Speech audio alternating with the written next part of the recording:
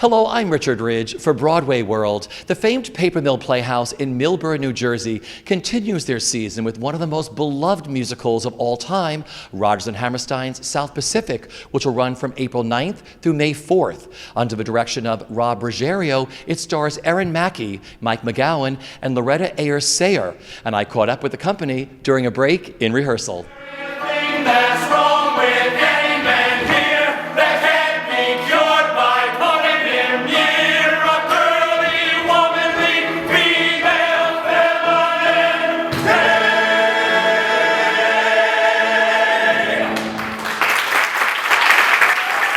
So here we are. You and I just started to talk about this. This was written in 1949, and the incredible things this show tells and talks about and things it deals with. Yeah.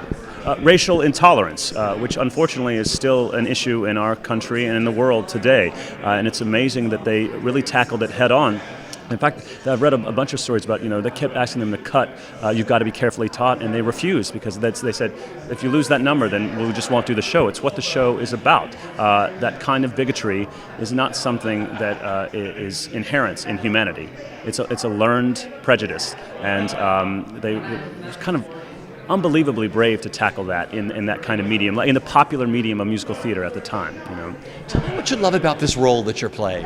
I love that he's trying to take advantage of all that waiting. Michener in his novel was talking about the waiting, the endless waiting, and he's just a wheeler dealer trying to make something happen until he can get involved in the war. The other thing I like is he's got the kind of infatuation or really deep love for Nellie Forbush where he knows he'll never be with her, but he'd do anything for her. That's real love, to know that you're not going to get anything from it other than to know that the person you love is happy, and that's all you wish for them. And so it's kind of heartbreaking, but selfless in a way.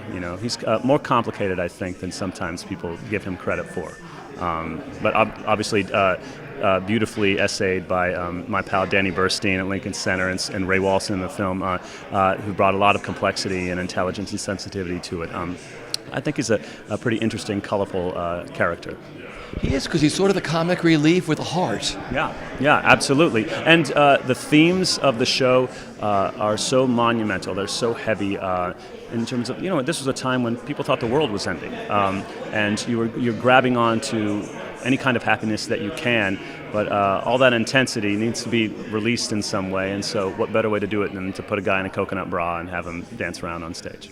We're going to talk about this iconic score, especially your numbers. Yeah. What's it like singing them and, dancing them and performing them? Well, you think that you've heard them before. You think that so many people have sung these songs and done productions of South Pacific, and that everything that could be discovered has been discovered, and it's simply not true, because it's always a different person, a different leader in terms of who's directing the show, and the lyric tells you exactly where you need to go, and it leads you to the next thought. And the score is so gorgeous, and you can there's that idea that in a musical you sing because the character has to.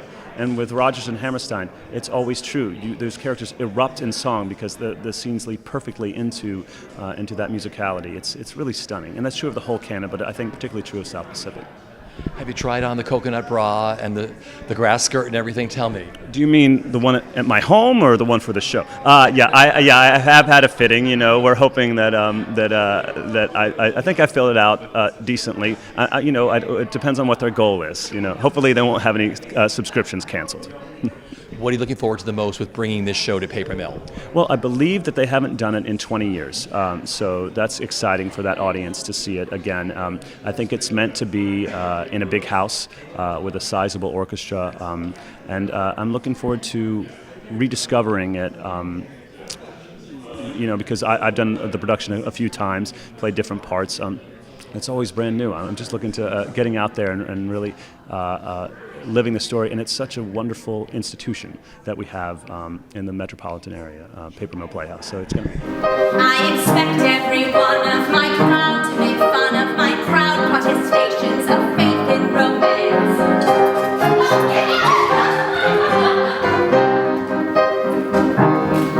And they'll say I'm naive as a babe to believe any fable I hear from a person in pants.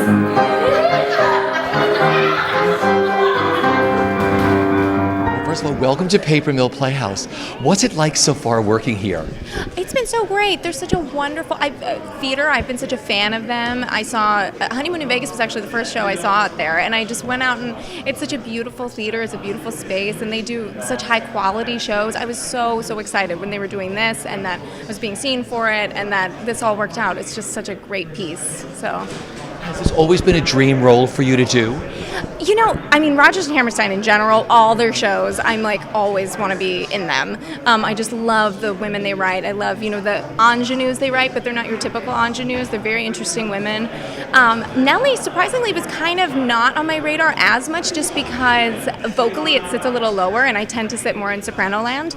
But once I saw the PBS broadcast, I never saw the Lincoln Center live version, but I saw that broadcast and I saw Kelly do it, and I was like, well, she and I sing similar. If she can do it, I can do it. And I just fell in love with the character of Nellie. She's not too hard for me to find, and it's such an exciting woman to play. She just goes through such an incredible journey. It's really interesting, and now it's been on my radar since I saw that about like a year or two ago, that I saw the broadcast. So. And what is it like singing Rodgers and Hammerstein's score? Oh, it's just singing Rodgers and Hammerstein is my favorite. I love singing their stuff. I love, more legit musical theater is always where I love to live, and I'm a big fan of like Adam Guettel and Lerner and Lowe, and Adam Guettel's a contemporary version kind of to me of legit writing. So it's a thrill, and I just found this out from Ted Chapin. He came to see our rehearsal the other day, and he said that Hammerstein always wrote lyrics first and Rodgers wrote the music to support, which I actually never knew, and it makes sense because the lyrics are so smart, and the music just enhances what you're saying. It's really that kind of writing, you can tell. You have a gorgeous connection and chemistry with your leading man. Talk about working with Mike. Oh, it's been so exciting. I didn't know Mike before this, and so we just met like a week and a half ago or so, and he's just lovely. I'd heard lovely things about him from people who'd worked with him before. He's just handsome. He's got a gorgeous voice. He's everything you want in an Emile. So, I was so excited when I saw him, and I was like, this is going to be great. The first read-through we had together, there was chemistry, and it was like, okay, we're gonna have a good time. And working with your director, Rob Ruggiero, what that whole process has been like? Yeah, I've never worked with Rob before either. He's a new person for me. He's just wonderful. I love the way that he loves the show so much, and he has done his research so thoroughly on it. He came in with so much to give us, just even of, giving us our environment and the frame of mind everyone's in, in wartime and in that particular place in the South Pacific. And he just has such a love for the show, and he lets us play, and he lets us try things and mess up and then succeed. He really creates a room that's really lovely to work in. So that's a huge thing that I'm always so appreciative of. What are you looking forward to the most with bringing this show to Paper Mill? Gosh, I'm just excited to tell this story. I love the story. I love that it takes twists and turns you don't expect, and it's so engaging. It really is like a play with music. The scenes are long, and they're text heavy, and they're really, really smart and really well written, and you're just riveted by dialogue, which in a musical can sometimes be a little more difficult to achieve. But I think that audiences are going to love it at the Paper Mill. I think that it's just such a standard, and I think we're reimagining it in our way. It's always different when different people are doing it, and I think it's going to be really special. Valley High, what does that mean? Many things. Valley High mean I am your special island. And here I am. Valley High is your special island, the Italian island. You listen, you hear island call to you. Listen. Your own special dreams bloom on the hillside and shine in the streams. If you try, the sky needs to see.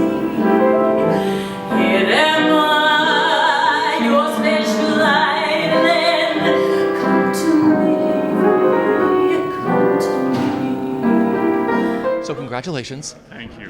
What's it been like working on this iconic musical? You know, it's been an incredibly rewarding challenge so far. It's so dense, and there's so much to the actual play itself that I'm learning so much, and I'm having just a really great time. Yeah. Talk about the score itself, what it's like singing these beautiful Rodgers and Hammerstein songs. Oh, I mean, all Rodgers and Hammerstein is beautiful, and this is certainly as sweeping as Rodgers and Hammerstein gets. Younger Than Springtime, just like the soaring melody, and you know what's great too is that this show has a lot of sort of variation, and a lot of the songs don't really sound the same. You know what I mean? Like, it's a lot of different meters and a lot of different sort of character to the songs. You know what I mean? And what's else I've really loved about doing this show is that there's so much energy in it. It's like so exuberance a word, but there's like a lot of that masculine sort of energy. It's boiling over. The entire show is just always boiling over. It's the same thing with like the racial prejudices. That's all sort of like, it's all sort of in that thing. It's all just like sort of, you know, fire burning in this whole show. It never sort of really like, you know, sits back and it's sort of just like this beautiful thing. I mean, there are beautiful moments, but it's all sort of, you know, driving towards this ultimate explosion, you know? And working with your director, what it's been like, the whole process with Rob. Rob's great. He's definitely an actor's director. He's always trying to like, you know, help you as an actor like to discover what you can. He's also, you know, what's great about Rob is that he doesn't miss anything. He is a perfectionist, and he sees everything. He doesn't miss anything. So like the littlest move you make, or like turn of the head, or something like that, he's always on top of everything. And so like that at times can be like frustrating, but ultimately it leads to a really polished and beautiful end game. Yeah. What are you looking forward to the most with being in this show at Paper Mill? What am I looking forward to most? Taking off my shirt and singing Cable's big song. No, I am. Well, that too, for the ladies and everybody true. I else. mean, that's what everybody else is looking forward to. No, I think I am most looking forward to having a chance to really sort of flex my acting sort of muscles. You know what I mean? This is a really sort of big acting challenge, and a lot of the stuff I've sort of been able to do up to now has been like really great singing stuff and like sort of like, you know, leading man. They're just like, you know, leading man a lot of times are just sort of a little more vanilla generally, but the Cable's so dark and complex, and like he's got this big place to go, and it for me that's really exciting is to finally find that and to, you know, put that out there. So here we are. Welcome back to the world of South Pacific and Bloody Mary. How do you feel? I am so happy. I'm so happy to be back in New York, so happy to be a part of this production yet again. What is it like when you already did it with Bart Scher, with that beautiful production, and you have your own sort of like blueprint? Do you start from scratch again? How do you work on her again? I do start from scratch again because I'm dealing with all different actors around me and a different director. Everybody has a different vision for what the show is and what their characters are like. And so you're meeting new people and starting from that point, and you have to make it fresh. Ultimately, everybody's trying to make it as real as possible, too, and to bring the truth of the show out. So there is a commonality that you have, and yet at the same time, you have to keep your arms open to embrace what they're bringing. I could watch you sing The Phone Book, but today, watching you sing Bally High again, I had goosebumps. What has it been like working on this brand new production? It's so wonderful because Rob brings this very sweet enthusiasm to the whole thing, and then to work with all these wonderful other actors like Ryan Andes, who brings this joyful stew pot. I am loving being around him. And Aaron Mackey-Snelly, everybody brings something so lovely, so it feels like I'm learning a new show, and yet at the same time, there's this comfortable coddling about being in something that's familiar, that's so it's just comfortable. And what you love about this role that you've made your own? You know, there are so many levels to her, and I love to try to find as many as I can and new ones as possible, which always happens when you work with a new daughter, a new Leot. But she's from the earth. And she's not always the kindest and not always the sweetest person, But her goal is to love her daughter and make sure that her daughter has a better life. And whatever it takes, there is nothing that she isn't willing to go through. And I love being able to tell that story because I've been surrounded by that kind of love before. And I think it speaks to most women, most parents, but most women that have a child. And there's nothing you wouldn't do. You'd throw yourself in front of a train. And I love bringing that to life. And singing this beautiful score, what this score means to you. You have quite a history with this. I do. Rodgers and Hammerstein. You know, to be gifted the opportunity to sing Bali High every night, this beautiful melody and beautiful, intoxicating lyrics that take you to another place. It's a gift. It's a gift that I treasure every night. What are you looking forward to the most with doing this at Paper Mill? Being able to actually get the show together and watch everybody and what they're bringing, because it is, like I said, it's just a wonderful thing.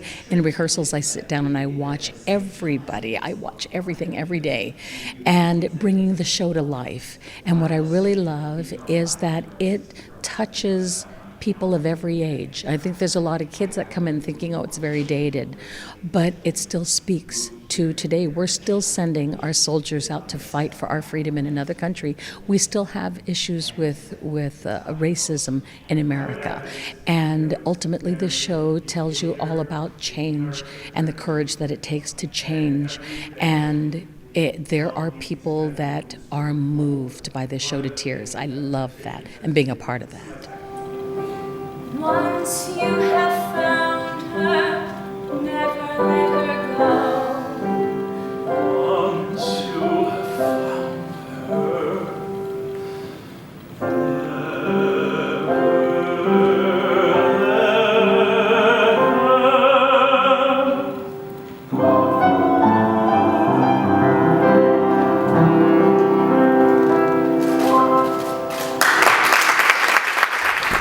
So here we are. Thank you for opening your rehearsal room today. Yes. So give me your history with South Pacific with this production, when it all started for you. Well, you know, it was kind of a shock, actually. About 10 days ago, I got a call, frantic call from my agents, and they said, are you free tomorrow morning? Because they lost their original Emil out at South Pacific. He, I guess, had some visa problems or something like that. So I got a call Thursday night, and I started 10 a.m. on Friday morning. So, and that's really I think that's my only history with the show. So it's all new to me. So you didn't know the show at all, this role? No, I mean, I've seen it, you know, and I kind of grew up listening to the music. But I have to say, honestly, like growing up, I just thought it was corny. And to visit it as an adult, I'm in awe. This is such a beautiful show and such a beautiful score. Tell me what it's been like tackling this role of Emil and what you love about him so far. Yeah, he is a man of conviction. I find that really, really interesting. And, you know, I think the received notion that we have of Emil is as this kind of very sophisticated baritone. And for me, I was drawn really to that, but also he's as much an islander as some of the indigenous people. You know, he hunts with the indigenous people. He can sail around all the rocks. You know, he knows these islands like the back of his hand, and so there's something very, very earthy about him. And because he's been isolated in this world that's kind of foreign to him as a Frenchman, for me, the whole show has just become about moving from isolation to connection, moving from loneliness to intimacy, and it's a really beautiful, beautiful story and beautiful arc, I think. Let's talk about the beautiful score you get to sing. Yeah, it's pretty amazing. Yeah. You know, Some Enchanted Evening, obviously, and This Nearly Was Mine. Great stuff. And it's so integrated into the storytelling. I think that's one of the things that still strikes me is how connected these songs are to a story that's subtle, relevant, and really, really, I think, deeply heartfelt. And talk about working with your leading lady, Erin. Erin's amazing. It makes my job so easy, honestly. She's got everything available to her. She's free, and everything just seems to be so easy for her. And I think we have good chemistry together. It's easy to play with her, so I appreciate that. And working with director Rob Ruggiero. Rob is fantastic, really, really insightful. You know, as we said earlier, he comes from a background of doing a lot of plays as well as musicals. So the integrity of the characters is primary. which gives us freedom to kind of give it a more contemporary spin, I think, and also just ground it in things that really are truthful and matter. And being back at Paper Mill Playhouse, what you love about this playhouse and being part of the family? They're just a great place. The talent, number one, is fantastic. I love the city of Millburn. It's just like, it's fun to get out of the city. But the company that runs Paper Mill is welcoming. They really care about what they're doing, and just have, they've always welcomed me with open arms, and so I really appreciate that.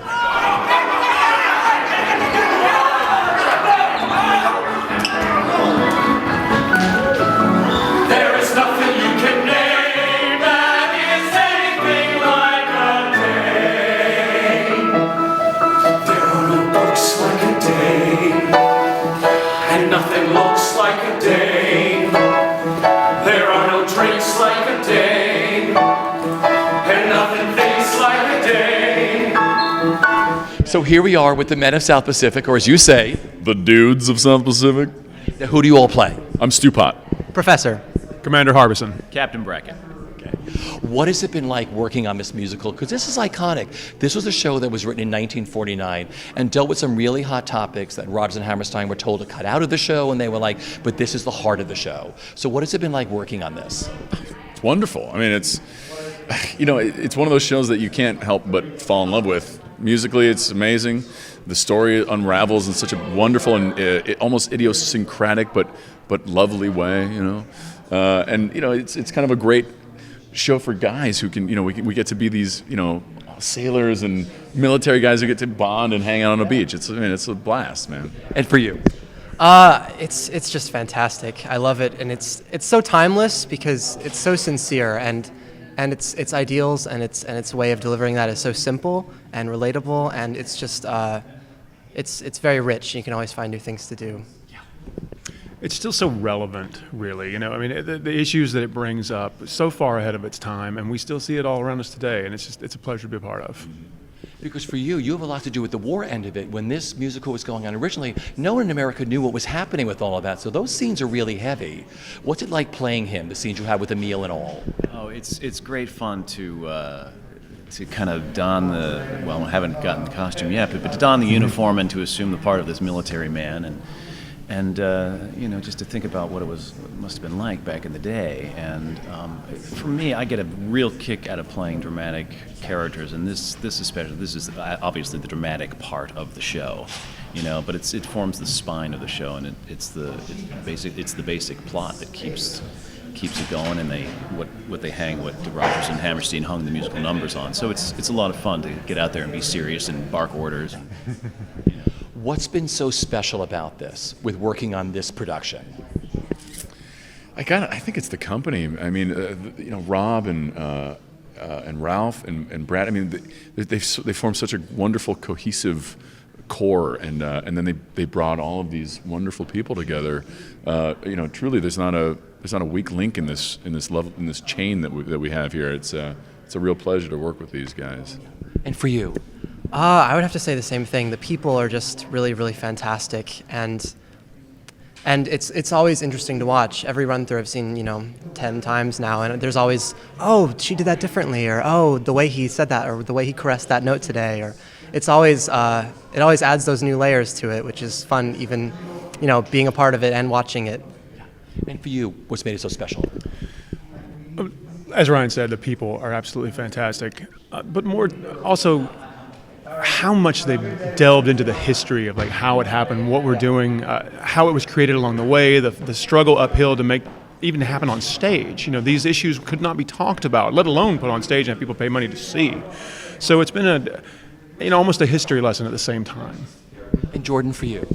Yeah, well, this is new territory actually for me. These guys are veterans of musical theater. I don't do musicals really, and this is the only second one I've done. I did the Sound of Music live on NBC last year.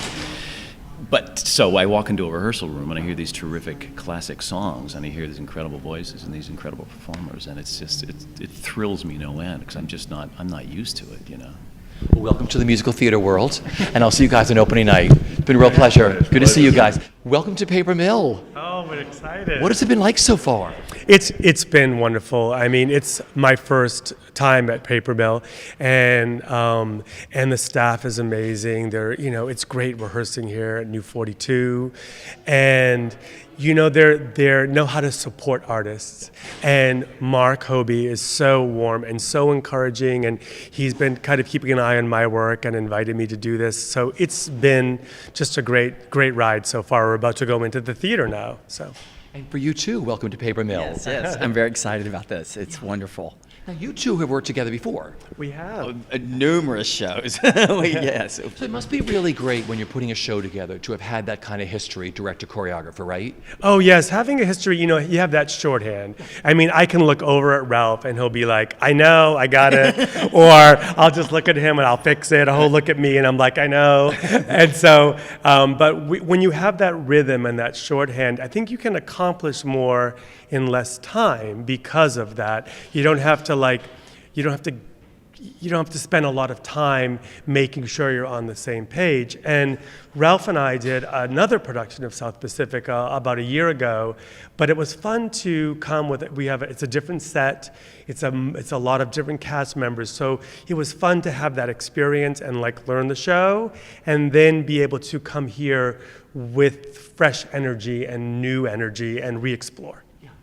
So I was like, what is it like for you when you're working with a brand new company? Do you add steps onto the actors you're working with, like in this production of South Pacific, when you get different boys and different girls? Oh, definitely. Oh, absolutely. I mean, every cast you work with, you have to take what they have and at the table and use that.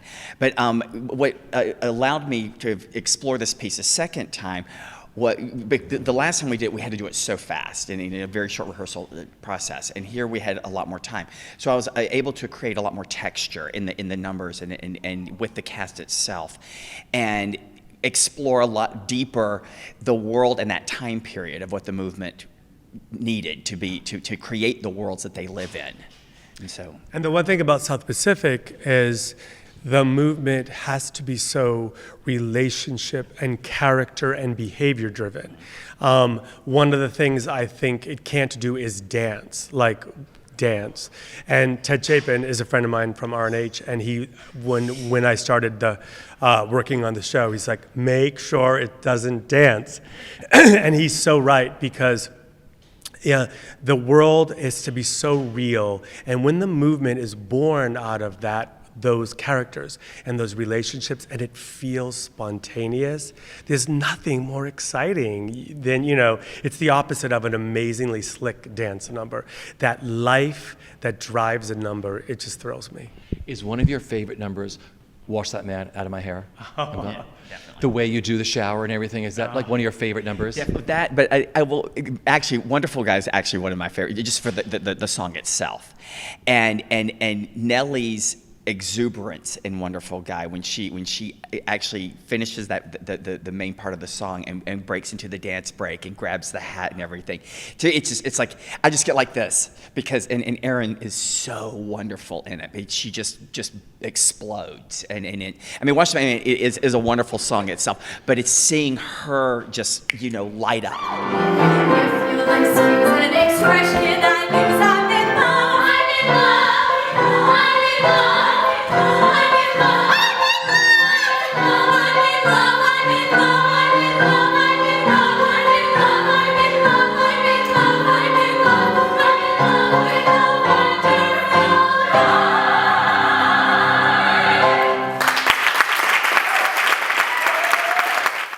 The show carries with it a tradition of a handful of moments that were born way back to the original production, and to find a way to make it specific to the story and how we're creating it here, but to honor some of those traditions.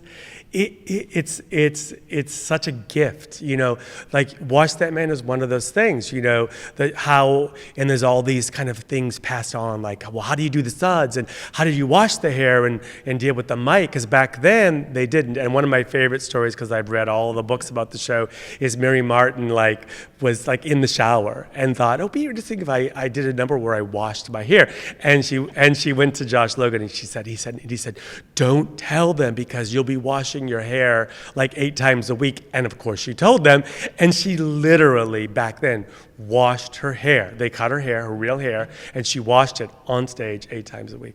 No, because I'm going to watch that man as sort of like being painted green the first time for Elphaba, or a dolly walking down the stairs in that red dress. So it must be. So how are you going to do the hair washing in this production? Can you tell us? I don't know if I should give the secret away. You want me to give the secret away? But I will tell you that she's really going to have, there's real water. She's going to wash her hair, and there's real soap. But how it all works. It's theater magic. It's theater magic. Right. How much fun are you two having working on this production at Paper Mill? Oh, I'm having a blast.